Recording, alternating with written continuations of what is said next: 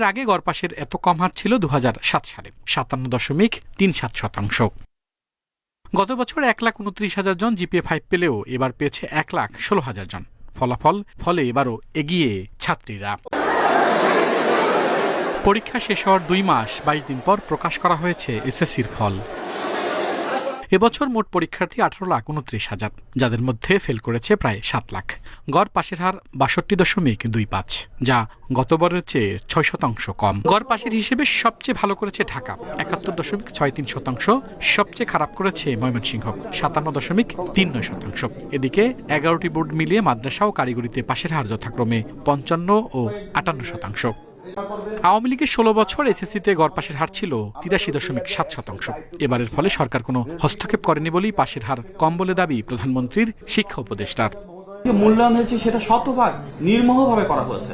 একটা প্রাচীন সংস্কৃতি আমরা দেখেছি ফ্যাসিবাদের সময়, যেখানে কৃত্রিমভাবে জিপিএ 5 কিংবা পাশের পরিমাণ বাড়ানো হতো।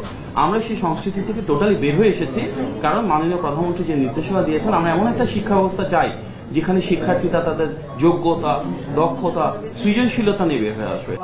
আন্তঃশিক্ষা বোর্ডের সভাপতি জানান, আগের মতো এবারও ফলের ভিত্তিতে কলেজে ভর্তি হতে পারবেন শিক্ষার্থীরা। আমরা ভর্তির তারিখটা দিয়েছিলাম শেষ সেপ্টেম্বরের 15 তারিখ। 15 তারিখ ভর্তি শেষ হওয়ার সাথে সাথে আমরা ক্লাস শুরু করব। সেই ক্লাসের নোটিশটা এখনো আমরা করিনি, তবে খুব শীঘ্রই আজকে এখান থেকে যেই আমরা পরবর্তী ক্লাসের নোটিশটা আমরা সার্ভ করে দিব ইনশাআল্লাহ। 30,000-এর বেশি প্রতিষ্ঠানের মধ্যে শতভাগ পাশ করেছে 669টিতে, একজনও পাশ করেনি 312টিতে। এবার সবচেয়ে বেশি খারাপ ফল হয়েছে মানবিক বিভাগে। Al-Amin Hossain, Independent News, Dhaka.